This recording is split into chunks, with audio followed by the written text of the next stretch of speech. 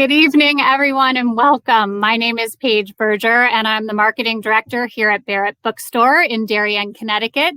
I'm broadcasting to you live from the bookstore this evening with my colleague, Rosanna Nissen, who's in the back, and our distinguished guests, Jeff Immelt and Peter Maglathlin, who I will introduce after a few housekeeping notes. Most importantly, we're thrilled to be here tonight with our friends from the Darien Community Association, one of our treasured bookstore partners, and a foundational community organization here in Darien. Many thanks to Executive Director Amy Bell and her staff and board who have worked tirelessly in helping us to organize and promote this event.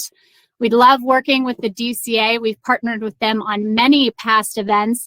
And in addition to tonight's event, which we are very much looking forward to, we've just confirmed Walter Isaacson for April 7th. So save the date and mark your calendars. More coming on that event to celebrate his new book, The Codebreaker, Jennifer Doudna, Gene Editing and the Future of the Human Race. We have a lovely crowd here this evening. For those of you who aren't familiar with Barrett Bookstore and are joining us from other locations in the country, we are in our 81st year of business. And if you're here, you've already paid for one copy of Hot Seat. I am quite certain after you hear this lively conversation, you're going to want to send this to everyone you know. So we have plenty extra on hand available for purchase. We can ship directly to your home wherever you are. We do in-town delivery, so there's a button at the bottom of your screen. If you're interested in additional copies, don't hesitate to reach out. We would be happy to help you. Also, for those of you who have registered and are not joining us from Darien tonight, we can ship your books to you. So just give us a ring during business hours and we'll make arrangements to make sure you get your book. We are here tonight to celebrate the release of Hot Seat, What I Learned Leading a Great American Company. And I'm thrilled to introduce Jeff. You all know that he was the 9th chairman of GE and served as CEO for 16 years. He has been named one of the world's best CEOs 3 times by Barron's. During his tenure as CEO, GE was named America's Most Admired Company by Fortune magazine and one of the world's most respected companies in polls by Barron and the Financial Times. Immelt has received 15 honorary degrees and numerous awards for business leadership, chaired the President's Council on Jobs and Competitiveness under the Obama administration. He is a member of the American Academy of Arts and Sciences, a lecturer at Stanford University, earned a BA in Applied Mathematics from Dartmouth College and an MBA from Harvard University. He and his wife have 1 daughter, and we're so pleased he's agreed to join us here this evening. Jeff's conversation partner is Darien's own Peter Maglathlin. Peter is chairman and CEO of MBI Inc. in Norwalk and was a fellow classmate of Jeff's at both Dartmouth and Harvard. Jeff and Peter, welcome. I'm going to bring you up through the magic of technology. I'm going to unmute you, and I am going to get out of your hair. Thank you so much. All right. Thanks, Paige. Thank you. Paige. So, Jeff, nice to be with you, even if we're Peter, good to see 1,000 you. miles away. Great to see you again. Yeah. So if you slip and call me Mags, I'll just tell people that's my nickname from college. So let's keep this very, informal. Let this thing roll. And I would like to start by just telling a little personal anecdote that involves you way back when. As Paige just said, everyone now knows that we were classmates at Dartmouth, classmates at Harvard Business School, but we were also roommates at Harvard Business School our first year, along with our good friend and classmate from Dartmouth, Steve Mandel, who grew up in Darien, lives nearby, and I know he and his wife Sue are plugged in tonight. And I'll never forget that first week we were at Harvard Business School together, thrown in as roommates. We lived in that awful Peabody Terrace across the river from Harvard Business School. And back then, Harvard Business School was run, as you remember, by fear and intimidation. It was the case method, 3 cases a day, 50% of your class participation, 50% of your grade was class participation, and 10% of the class was flunked in each class. So there was a lot of pressure to succeed. And I'll never forget those first few nights studying with you and Steve. We had our own study group in that awful apartment. And I couldn't keep up with you and Steve. I mean, you guys were light years ahead of me in every case. You got to the right place. I never did. I kept asking you guys to help me out, which you did. But I was thinking to myself, I'm going to flunk out of this place. I'm just not smart enough. But pretty quickly, after a couple of days of classes, I realized I was absolutely fine. I was more than holding my own. It was just that you and Steve were just rocket scientists smart, off the chart smart. And I knew back then, even 40 years ago, that the two of you were pretty special. Hey, look what happened. Steve went on to found Lone Pine Capital, one of the most successful hedge funds in the world, and you went on to run GE for 16 years. Pretty amazing stuff, pretty amazing roommates. So that's just a little background here. It's just sort of fun to bring it to the present now and be with you with your new book, Hot Seat, What I Learned Leading a Great American Company. And hey, I certainly found it a thought-provoking read. There's a lot to talk about, so let's just get right to it because we don't have a lot of time. I want to tell everyone what the format is tonight. I've prepared a number of questions for Jeff, and then I've also got a number of pre-submitted questions from the audience that I'd like Jeff to answer as well. I may pick and choose depending upon how fast we go here, but let's get this going. You ready, Jeff? Ready to go, Mags. Okay. So I thought I'd start out with one about your predecessor. You reported directly for many years to the most famous business executive in the world. What was your most memorable story about Jack Welch when you worked with him? So, Mags, great to be with you. And you and I actually studied, unlike Steve. So that's a whole nother story, but we can tell that later. You know, it's great to work with Jack. He was a fantastic boss and leader. Probably two stories that I remember the most about Jack. One happened in the late 80s when I was really in my early 30s, and I was running the appliance service business during the biggest product recall in the history of GE at that time. All the compressors that went with refrigerators all failed. And so we had to take a charge of, let's say, almost $500 million. This was at a time when the company made $2 billion. And we had to go, there were four of us, my boss and the CFO and me. We had to go to Fairfield once a month for 18 months. And these were just brutal meetings. There would be like 20 people on the other side, four of us. And Jack was just withering with respect to details. And you know, I did one smart thing, Megs. I learned how to fix compressors myself. So I would go on tech rides. And so I could go like describe, it was the only thing that probably kept me from getting fired. But I saw in Jack at that time, he knew how hard to push. He knew how to make people accountable. But we left every meeting, like I remember one time, it was just like he and I for maybe 90 minutes. And I'm telling my wife, listen, I'm going to get fired here. You better get ready to move.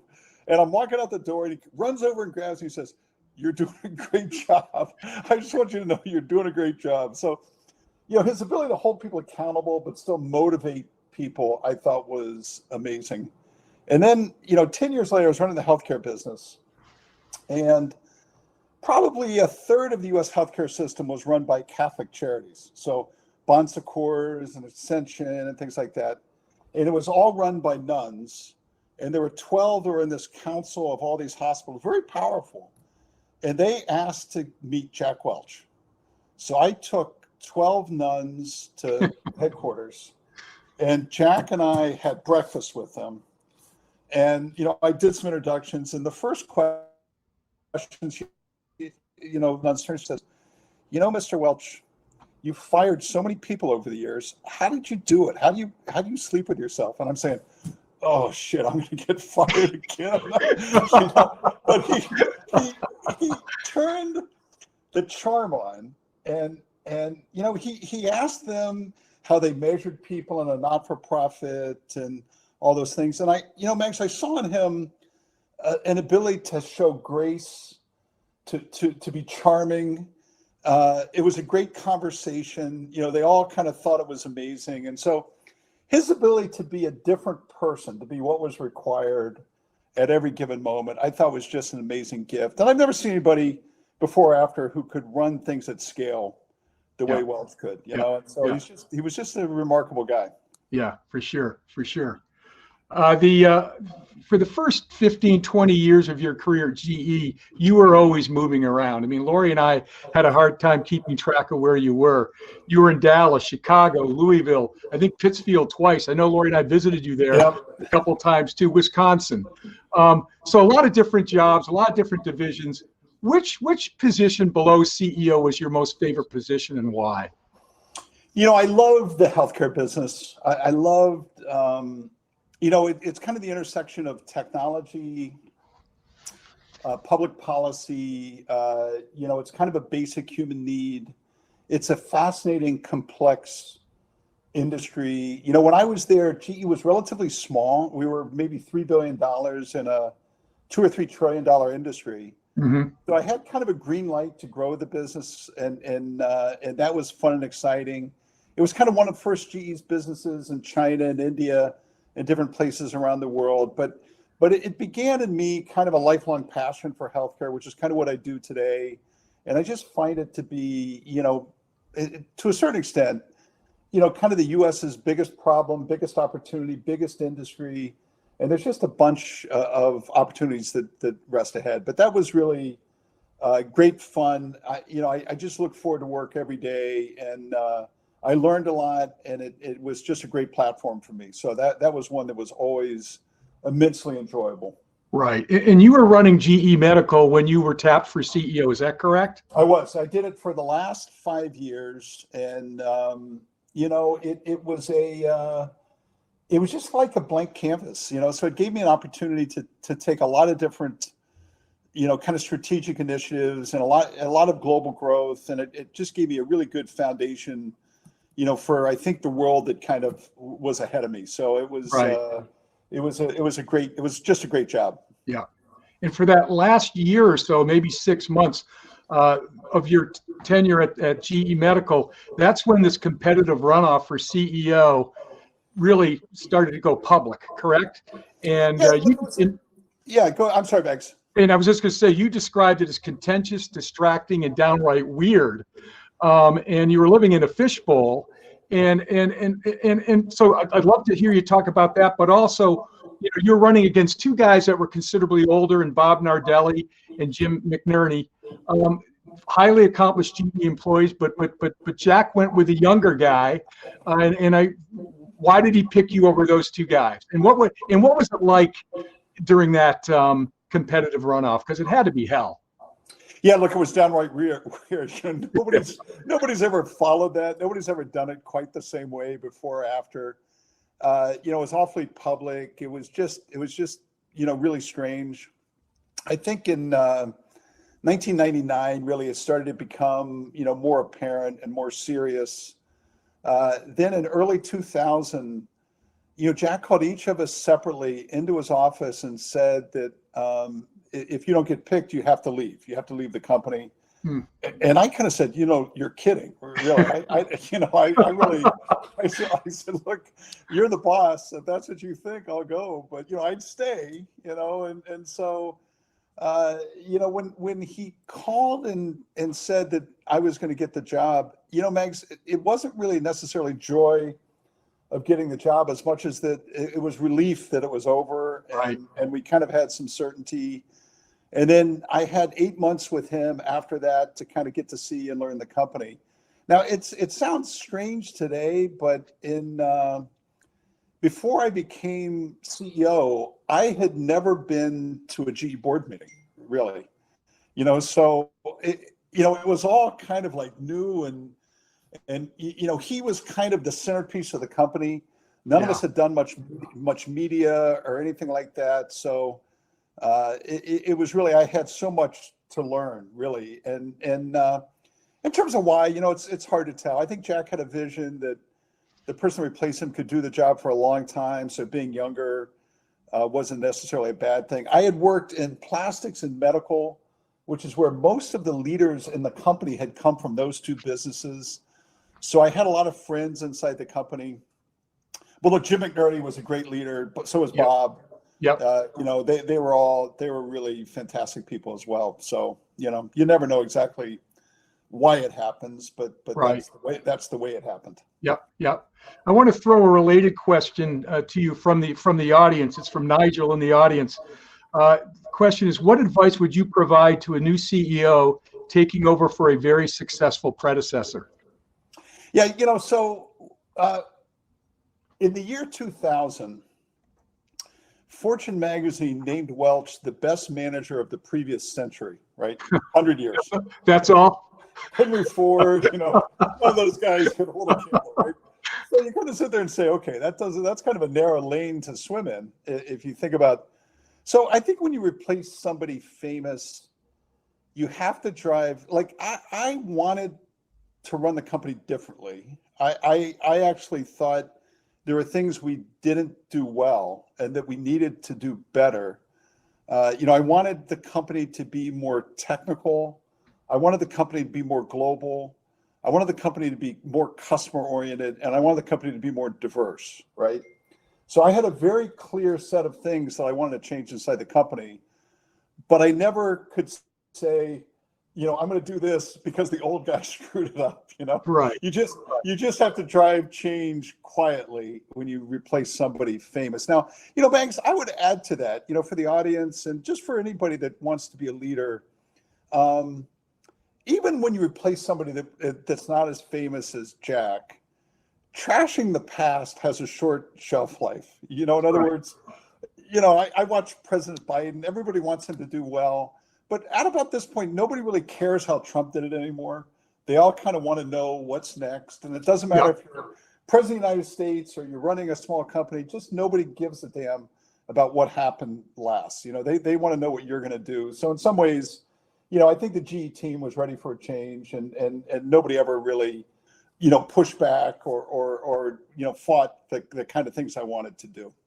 Yep. Good. When you became CEO, you had a stint that lasted 16 years, which is a long time for a CEO of a Fortune 500 company, let alone one of the most famous companies in the world. What would you describe during that entire tenure as your biggest accomplishment? So, Pete, when I joined GE in 1982, the company was 80% in the US. And when I became CEO, the company was 70% inside the US. Yep. And when I retired, the company was 70% outside the US. So in one generation, we really globalized the company. And I would say in our generation, GE had really the best global footprint. We very much did it our own way. People frequently say, they'll criticize President Trump because he was more of a nationalist. But basically, globalization was breaking apart long before President Trump became president. China was coming on the scene. There's nobody that's harder on globalists than Europe is, despite all the rhetoric to the contrary. Yeah. So ironic. What we did, Max, is we basically localized the company. We put the company, we planted flags around the world, we empowered local teams, we emptied out headquarters, and I think we ran a real winning play from a standpoint of what I would call modern globalization. I know China gets a lot of criticism today, some of it for good reason, but it is going to be a hugely important market, and I think GE did a fantastic job in markets like China and India. We were exporters, so we were net exporters. So we basically globalized in a way that could create American jobs. We kept our head down. We avoided getting into political traps. But from Canada to Saudi Arabia to China to Africa and every place around the world, I just would like to think that we ran a global play ahead of others and better than most people did. Okay. Yeah. So now let's go in the other direction. What's the most important thing you would have done differently? Yeah, look, I think I had a chance after 9/11 to reset the company. I think one of the challenges we had that was generational was we had a kind of 50% financial, 50% industrial, and we had a price earnings ratio of a tech company. And that was just unbalanced, right? That wasn't sustainable, and that was a real challenge. In the early 2000s, we had to reinvest back into our industrial businesses, which were kind of just not that good. We just hadn't invested enough in them over a period of time. In order to do that, we felt like we had to grow GE Capital and to help, create the earnings and the cash flow to grow the industrial business. And by the time the financial crisis hit, that didn't look very smart.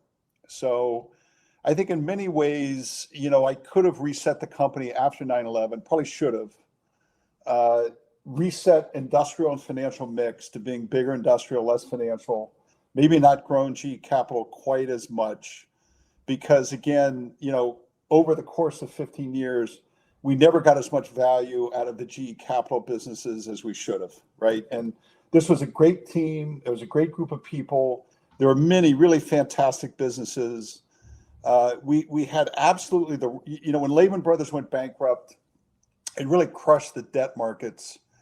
So we had really the wrong business model for the time, and that just put handcuffs on us for a period of time. So I just think, we didn't navigate it as well as we could have. We allowed the company, the financial businesses to get bigger than we should have.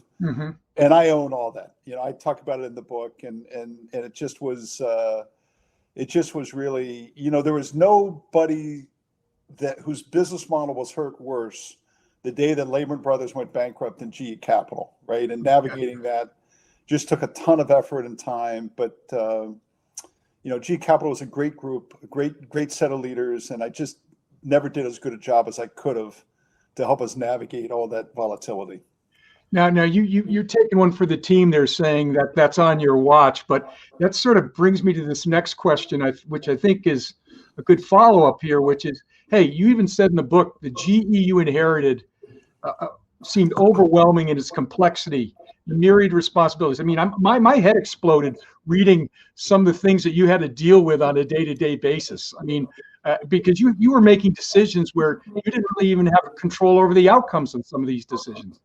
And on top of that, 9/11 occurred, the financial crisis occurred, which you just talked about, and that only heightened your challenge. Did you ever seriously question whether or not the company was so complicated, big, and diverse that one person could really run it? I mean, it just seemed overwhelming to me. And you're saying, okay, that one's on me, but is that fair?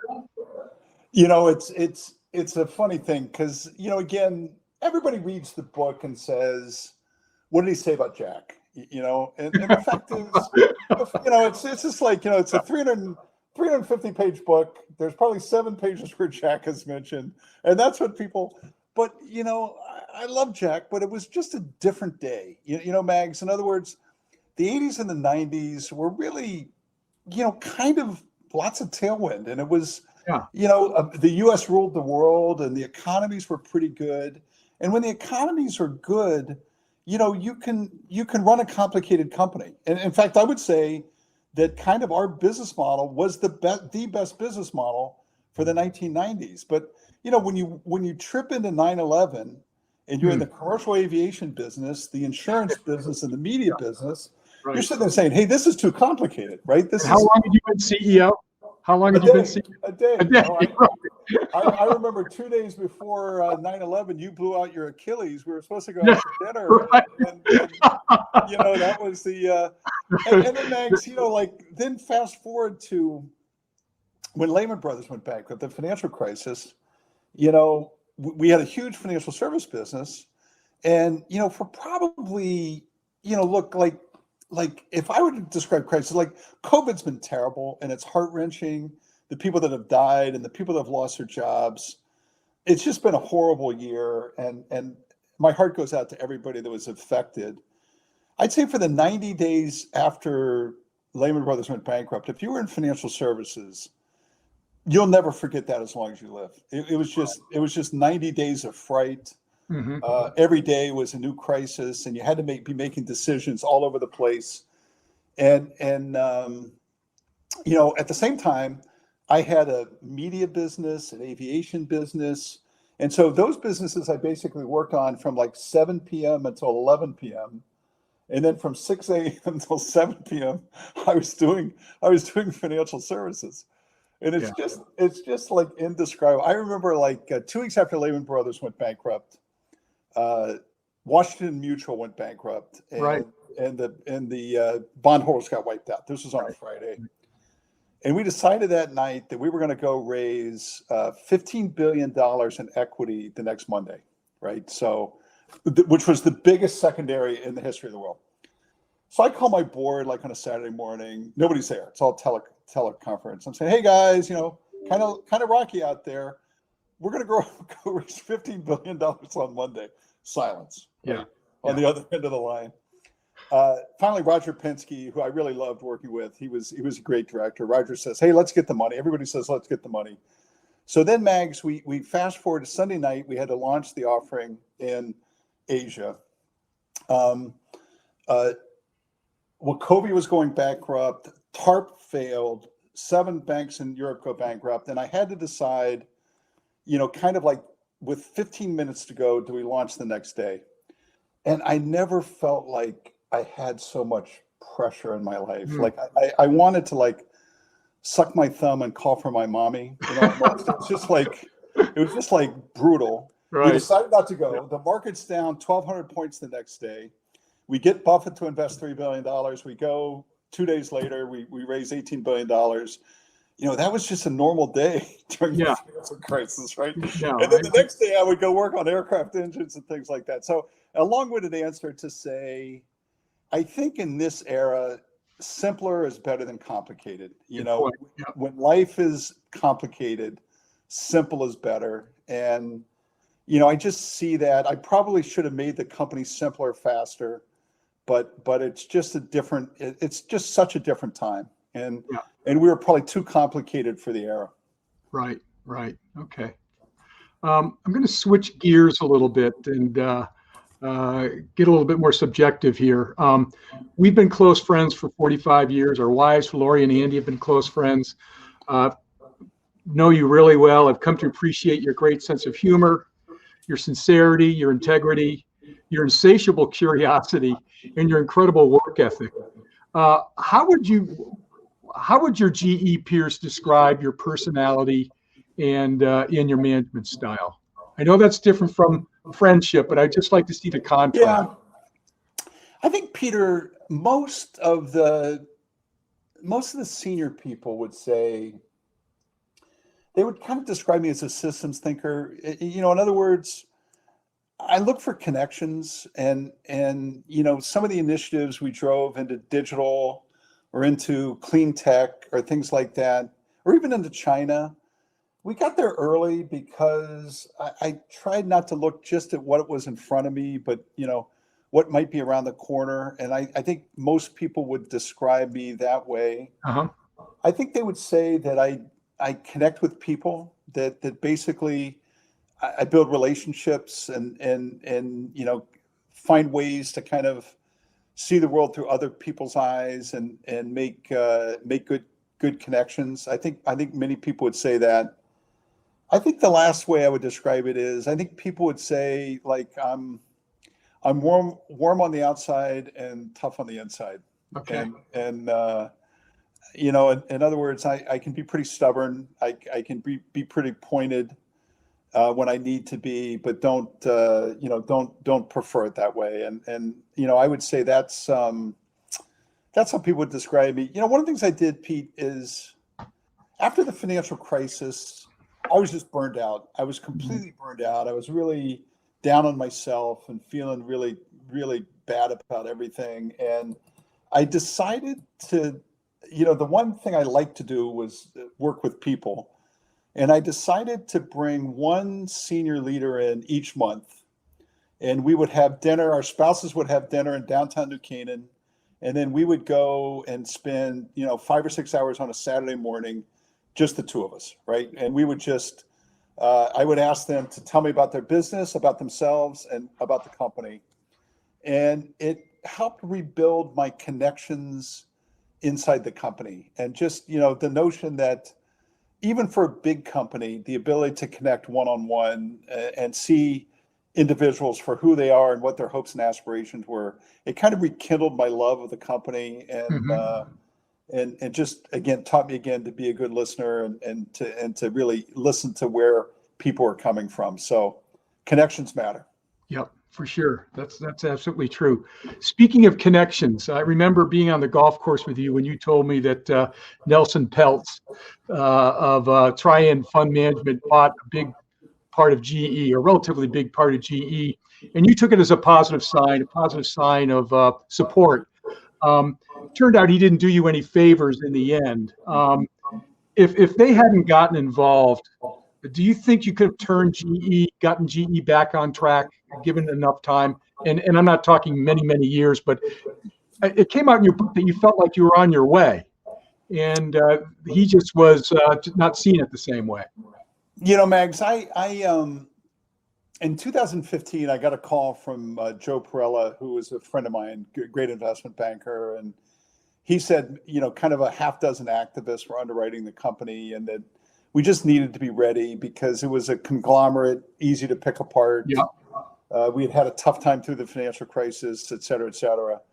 So when trying to invest it, it was no real surprise per se that they invested. It certainly added more scrutiny. But to be honest with you, Pete, I can't blame Trian for any of the challenges we got into, markets and things like that. I think they made it tougher on my successor, but I can't blame them for that. Now, in terms of what happened next, Pete, I didn't write the book to kind of reflect on what happened after I left. I really wrote the book because I felt like it was a complicated story, and that, kind of truth equals facts plus context.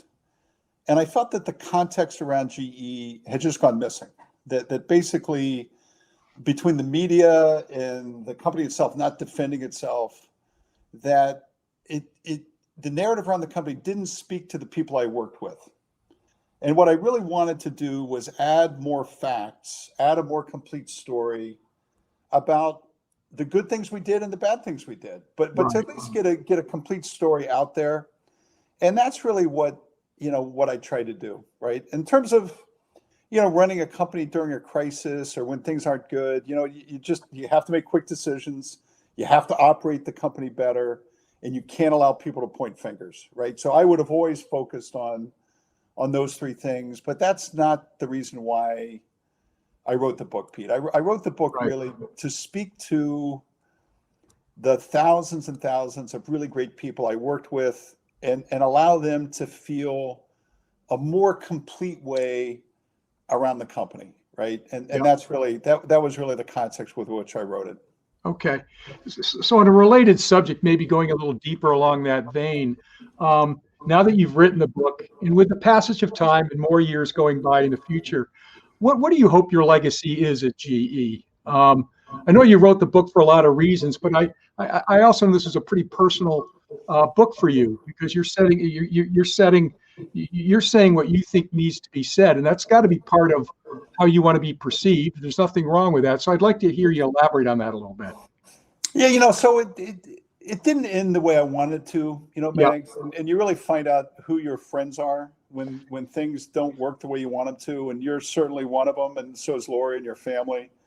But it just didn't end the way I wanted it to. I convinced my wife to move to California, which is really, I guess if you've lived 7 years in Pittsfield, that's hard to believe. That ain't bad, But and I wanted some space, and I wanted some time to think, and I wanted some space to do it. And so one of the things I did is I taught a class at Stanford, and I I had maybe 90 students, and a really horrible article came out in Fortune about GE and about me. And at the end of the class, I said to my students, how many people have read this article in Fortune? And 90 hands went up, right? And I said, okay, how many of you want to come tomorrow afternoon at 3? And just for 2 hours, I'll answer any question you want to ask. 90 hands went up, right? And that was brutal. That was really tough. And on the way home that night, I decided to write a book, right? So I hired a co-author who's a woman named Amy Wallace, who's a real talent. I asked her to go speak to 75 people. I had 8 people that kind of read each chapter as I finished it, and another 20 who kind of read it after it was done to make sure I got the content and the context right. And that's what the book is. Really, it's a reflection, it's an interrogation, it's the good, the bad, and the ugly. And I try to make it as frank as I could. Now, getting back to your question, since the book has come out, I've gotten hundreds of LinkedIn and emails from old colleagues who basically said, thanks for writing the book. So I guess I hope that in the eyes of the people I worked with, that we have a relationship, that we have a love for the company, that we take pride in the things we did well, we learned about the things we did poorly, and that we all can look each other in the eye and say we did our best. And I think, Pete, if that's where it ends up, then I'm happy with that. Yeah, you should be. That's going to bring me to another audience question, Jeff, because I think it's related. You get to spend time with young people in your teaching role at Stanford. What business or other advice would you give to recent graduates who are starting their careers? Yeah, so they're just so much more worldly than we are, Pete. We were just so one-dimensional, and I reminded of that a lot. Yeah. But basically, and I think you'll identify with this, is that at the last class I teach, I look at my students and basically say, any one of you can be CEO of GE or CEO of MBI or start a company. In other words, if you're in this classroom, you've got enough brain power, you've got enough moxie to do anything you want to do. But you have to answer 3 questions, right? The first question is, how quickly can you learn? Because think about the world, Mags, you're in today, and how different it is from when you started, and how many changes you've had to make, and how much you've had to learn. And a lot of people just don't want to keep learning, right? They just say, hey, look, I'd rather know it all. I'm tired, blah, blah, blah, whatever. How fast can you learn? The second question is, how much can you take, right? Because if you want to do anything worthwhile, you're going to get punched in the nose 1,000 times. And it's going to be unfair sometimes, it's going to be fair sometimes, but you're going to have to put up with more shit than you ever thought you would ever going to have to do that. But if you can answer that question, a lot of people don't want to do that, right? Right. And so that's number 2. And number 3 is, how much will you give? How much will you give to others? How much will you give to the team around you? How much will you give to the community? How much will you give to the things that matter to you? How passionate can you be? And I think if you can answer, how fast can you learn? How much can you take? How much will you give? If you can answer those questions and keep answering them day after day after day, year after year, you can do whatever you want to do. And I think that's true if you're in high school or college or anything else. It's the journey, right? And who wants to keep on that journey, it really determines how you go. And I think that's what I try to impart with the students. We have a CEO in each class, and the CEOs are really unplugged, and they're very honest. Yeah. I tell a few war stories, right? And it's fun to kind of hear what their questions are. Yeah, for sure. And I'm sure they love to hear the real life stories. I mean, it's not just the classroom. It's not just academics. I'm going to bring you another question from the audience and out my brother-in-law, Dartmouth football coach Dave Shula, who appropriately asks, what lessons did you take from your playing days on the Dartmouth college football team to your business career? I think it's a good question. Yeah, no, look, Max, I always tell people that I'm a combination of a math major and a football player. So I've always loved math, and it really gave me the confidence to be a problem solver. So I've always kind of leaned in on problems. I've always tried to figure out the way things work. I've always been a real kind of like curious kind of person and things like that. And then team sports, particularly football, is really about horizontal relationships, It's about failure. The things like like most plays fail. Yeah. And it's your ability to kind of like get up, get grass stains, participate, get the next playoff. It's just really, a combination of those two things, I think very much was part of my personality. The thing I liked about football, the thing I like about all sports is the only way you can succeed is to participate. Yeah. Believe it or not, in business, there's a lot of people that don't want to get grass stains on their pants, right? There's a lot of people that just, they'd rather know it all, sit in the back row, know all the answers, be able to say that, I can't believe what that idiot just did, but they don't want to dirty themselves. Right. And, I think particularly when you play a sport like football, that most good things happen when you're really willing to participate and try and get better and strive to do new and better things. So, right. That's very much how I identify with kind of what I've done and what I like to do. And you were an offensive lineman for Dartmouth, and you would tell people you're the running back, but we all knew you were the offensive lineman. But that even puts it more in focus, doesn't it? I mean, you were shoulder to shoulder with 3 or 4 other guys on that line on every play, and you're only as good as your weakest link. So talk about teamwork. I mean, you were doing that every day. Plus, I think, Bags, one of the things that people, particularly in offensive line, is you get grades, right? You get graded, you're accountable. You really learn to kind of see that. And it's, going back to the conversation about Welch, Jack, in some ways, he got this reputation as Neutron Jack. He almost kind of curried it in some ways, but I never saw him that way. I always saw him as somebody that wanted people to get better, that the reason why he criticized you was not to belittle you. It was because he wanted you to be the best version of yourself, right? Yeah.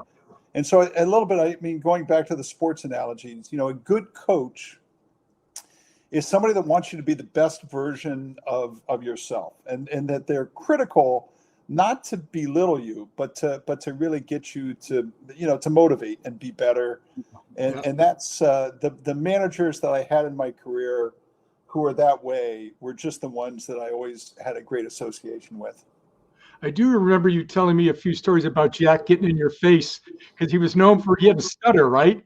And when he got really mad and started throwing the F word around, it was pretty remarkable to be around that, correct? I mean, I had a really shitty year. So in 1994, I was in the plastics business, and I couldn't get the price increases up, and we missed our numbers.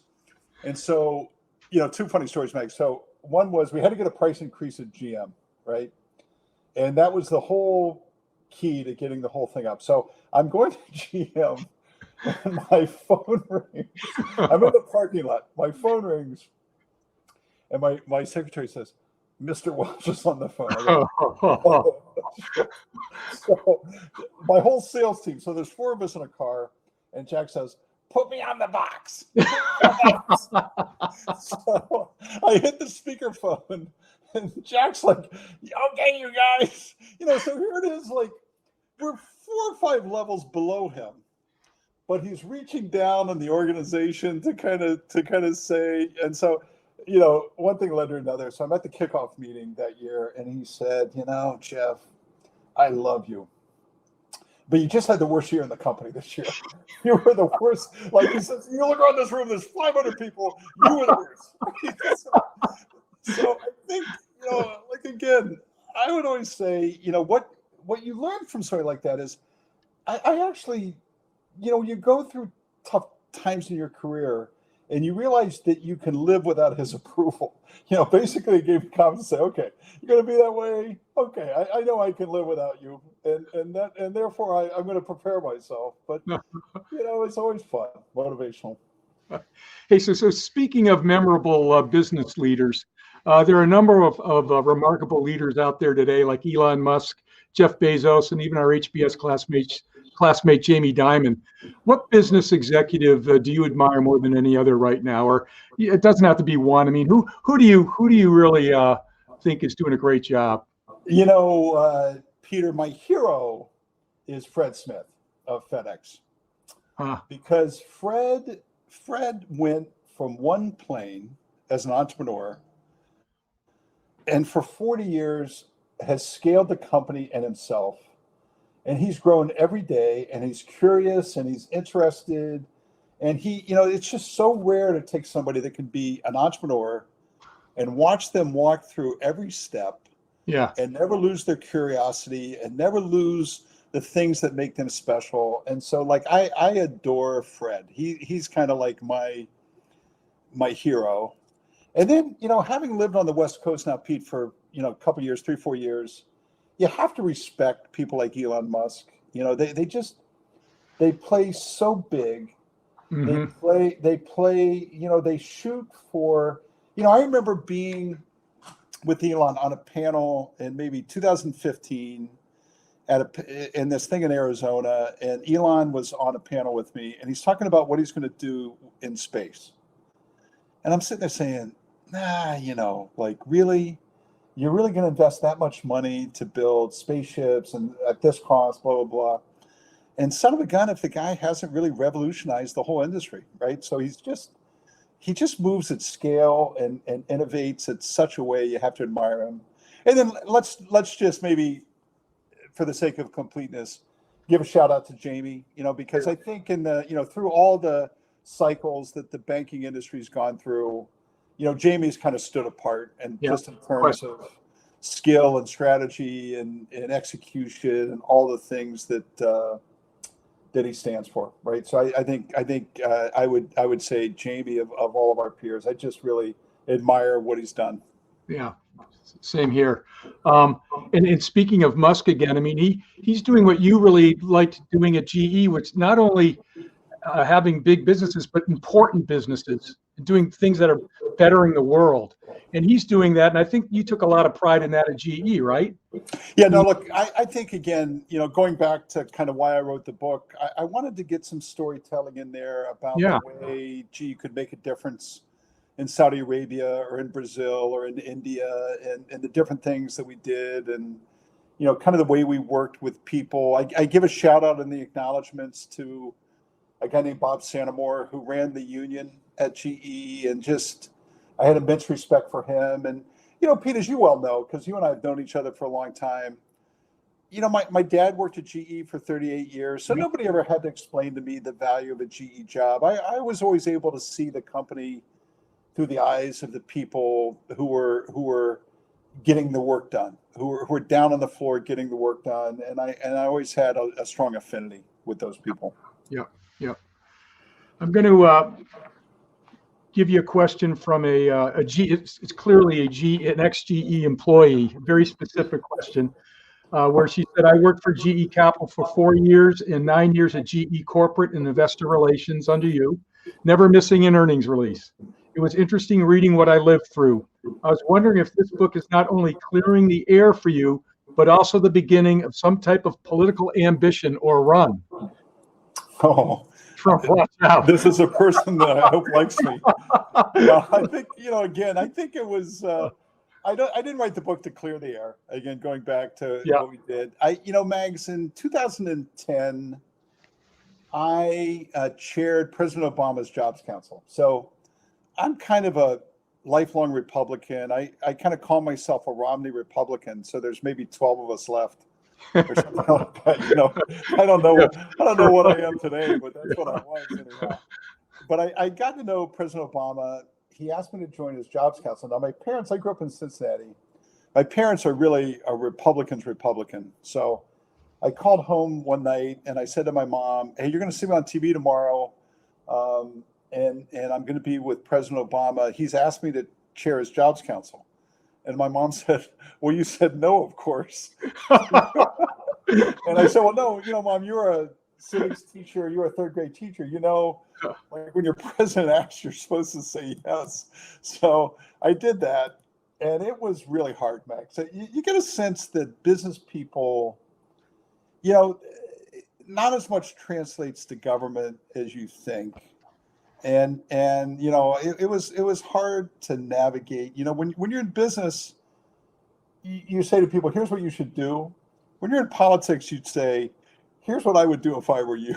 It's a completely different context. I had a ton of respect for President Obama, and what you learn is that he had different customers than I did, right? He had different investors than you and I do. His investors were people who voted, and he was about jobs and very singular focus. So I would always work for the betterment of the country, if I could, but I just think it's a whole different, ball game to run for office and be elected, and we're just in a particularly difficult time right now, and we'll see how it goes. Yeah. I already talked about the fact that you're one of the hardest working people I've ever met, and there's a question here from Ann saying, one of our audience members, was being the CEO of GE worth the personal sacrifice and trade-offs with your family? I mean, you moved around a lot. What do you say to that? That's a really great and important question. I think that everybody who wants to live an active life has to answer. What I try to do when my daughter was young, and I've got a great wife. I've been married 35 years, and we've got a 34-year-old daughter who's married, and they're fantastic. I try to simplify my life so that if I wasn't at work, I was with my family, and if I wasn't with my family, I was at work, right? And fortunately, I never lost connection with my daughter and my wife.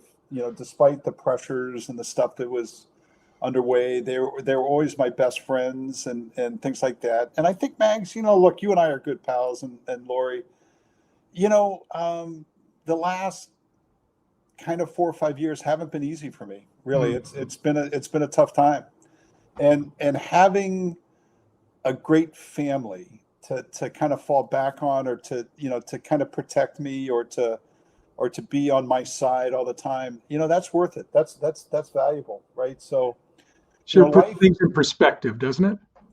Mags, life goes in cycles. Yeah. And, sometimes you're winning, sometimes you're not. Yeah. But you always need just a few close friends to be with you, and even at work, like in the financial crisis, it was brutal, and I was getting my teeth beaten in every day. But I was with Keith Sharon and Mike Neal and Jeff Bornstein and my board, and I was with people I trusted, Right. And when you're around people you trust, even the bad days, you can persevere. And then other times when I got in a pickle at work, and I just didn't have the same relationships and trust, it's just brutal, right? It just doesn't work. So, I think surrounding yourself with people that you love and people you trust is really a critical part of living a full life. Yeah, how to live your life, exactly. You talked about some of the other GE employees that you worked with and trusted. I've got another question from the audience from another person who clearly worked at GE, citing a pretty specific one here, and I'll read it to you. The book seems to take a pretty critical view of John Flannery, especially given the headwinds he inherited upon assumption of the CEO role, power, all some, long-term care. My question is, if you had continued in your role as CEO through 2018, what different steps or approaches would you have undertaken to fend off the steep decline in cash flow and the stock price's inevitable march towards single digits? In short, what would you have done differently from John Flannery? Mags, on this one, I'm just going to say that, I respect John. I supported John for the job. It wasn't good for anybody that it didn't work out. I didn't really, I didn't try to second guess him.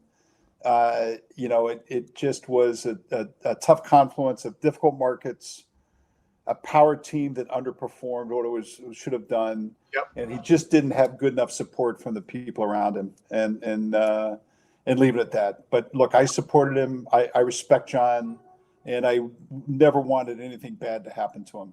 Yeah. Yeah. And speaking of having important people around you that you can trust, there's a lot of discussion and a lot being written about independent board governance, especially for publicly held companies. Do you think your board of directors was independent enough from you in your influence and your friendship? I mean, did you really feel like they were independent, would tell you exactly what they felt? Yeah, look, I mean, I think, Pete, if you read the book, we insisted that the board had complete transparency on the company. We insisted they go visit all the businesses without us there. They really had the run of the place, which is, a company as big and as complicated as GE. It's the only way to run it, is so the board has complete autonomy to do the things they felt like they wanted to or needed to do. There were a bunch of times over my tenure that the board pushed back on me or voted against me or disagreed with where I came out, and I always respected that. I think by the same token, look, boards aren't perfect either. Yep. Everybody assumes that the board is the adult in the room. That's not always the case. And so sometimes, when you're chairman and CEO, you've got to police your board. I never insisted that the board support me. What I did, though, is insist that they stood up behind decisions that they'd made. So if you're on a board and you've asked for information, you've seen the information, and you've decided, you should defend that decision, right? Not the CEO, right, but the decision. And too frequently, look, everybody wants to be on boards because they imagine it on a fun day. Yeah. You can imagine yourself. Yeah. You have to imagine yourself on the board the day there aren't many of those anymore. Right. Or yeah. CEO struggling or something like that. And very few people, maybe half the board members, they don't want to be on the board the day Lehman Brothers went bankrupt. Right. And that's where, you need a handful of people that you trust. Was there one board member that you relied on more than others, that you really was your go-to person to maybe sound out the thorniest issues? I love Ralph Larson, Mags. He was the... You mentioned that in the book. Yeah. He was our presiding director. He was the chairman of J&J, and he was, he had such great judgment. He was so tough-minded, but he had zero ego, zero. And Ralph was just a great man. And he died tragically in 2016, I believe. But he was just a wonderful human being, and I just loved him. Right. I'd say that Roger Penske was, Roger, the race car owner. He was a guy that could go from boardroom to factory floor in like 15 seconds. And I've never seen anybody be able to go from high to low quite like Roger could. He was a treat as well. But he made a pretty important call for you on the board too, didn't he? I remember him just cutting through one of your biggest dilemmas and just said, "Don't do it," or I forget what exactly. Yeah, no, it was. We were thinking about bidding on Westinghouse Nuclear. That's right. Yeah. Dave Calhoun was still at the company, and so Dave's doing the presentation, and we were preparing the offer, and Roger looks and says, "I hate this business. All risk, no reward." Well, I said to Dave, "You might as well sit down. This baby's not going to fly." But he was right. He was incredible. So that's great. It's great. So I'm going to wrap up the meeting with one last question from the audience. All right. It's a little bit wordy, but I'm going to read it to you so you can digest it here. Early in Flannery's tenure, there's this infamous meeting in Schenectady with power leadership in Flannery and Jeff Bornstein. It's at this meeting it becomes clear to Flannery and Bornstein that Power has been supporting profitability by modifying long-term service contracts, and Power is about to run out of cash. My question is, given the checks and balances that existed at GE, the blueprint reviews that took place with each business quarterly, and the oversight groups such as the corporate audit team, which would provided on an as-needed basis, how are these serious power issues not identified sooner? So, again, the meeting as it was described isn't actually the way it happened. But what I would say, Mags, is that for probably 3 years, the board and I disagreed on how the power business leadership was working. And we just had the wrong leadership in the wrong place at the wrong time. And all the issues there were operating issues. Now, what got cast was that our finance team wasn't doing its work, which was completely wrong. And it was reported in the media, and it was BS. And as a result, we've lost a generation of finance teams, of finance people, who said, basically, my own company won't support me, and we're going to leave and go someplace else. So, again, why did I write the book? It wasn't to defend myself from criticisms like that. It was to say, look, when something's an operating issue, let's call it an operating issue. Let's not throw a generation of really talented, strong finance people under the bus. And Mags, this was a hard book to write, but I wrote it because the people I worked with deserve much better. Right. And I want that to be out there because I loved working with them, and I want to make sure that their story gets told. And in writing the book, Jeff, did you, because I had heard you talk about it through the years, and I wasn't exactly sure if you were going to end up writing it, and I'm glad you did. But how did that evolve? Because you probably had to wait some time just because it was so raw for a while. So was it in fits and starts, or did you just finally say, the timing's right for me to write it, and I'm going to power through it? Because you could certainly do that in business school. I knew that, and you could do that at work. But a book's probably a little bit different, isn't it? No, it's extremely raw, and I had a great co-author, and she made all the difference in the world. I basically waited until the end to make the final commitment. I gave all the money to my high school, so it wasn't about. But again, Mags, I liked the way it read. I think it was truthful and raw, and I felt like it spoke to the people I worked with. And then I reflect, you and I are sitting here, everybody watching this is in the era of COVID, when all leadership is crisis leadership. And, my hope is that people can grab the book, they can read a story about the financial crisis or, going to China or something like that. And they can say, look, I'll put myself in Jeff's shoes right on the decision he made or didn't make or did this or did something else. And my hope is that it gives people the courage to just make decisions and get judged and move on, because we live in an era where, there's no nuance in the era we live in. And you better just be willing to make decisions, take the heat, and keep going. Yeah. Well, I've certainly enjoyed this tonight, Jeff. I hope our audience has too. And I just wanted to wrap up by asking you if there's anything else you'd like to leave them with in parting. No, look, I just think, again, I hope people enjoy the book. I hope people read it and reflect on it. And I want to say that how much your friendship has meant to me, how much Andy and I love you and Lori. And thank you. It's just been a great joy in my life. So thanks. Well, thanks. Been great to spend the hour with you and to hear the other side and hear your story. And thanks for sharing it with us. Great. Thanks, Max. Great job. And thanks to the bookstore. Thanks very much. Yeah. Jeff, thank you so much, Peter. Thank you very much. What a pleasure and so interesting to listen to this conversation. Thank you to the Darien Community Association for helping us organize this talk. And thank you to all of you for joining us this evening. We're quite grateful. Have a lovely night. Goodbye. Thank you very much. Thank you.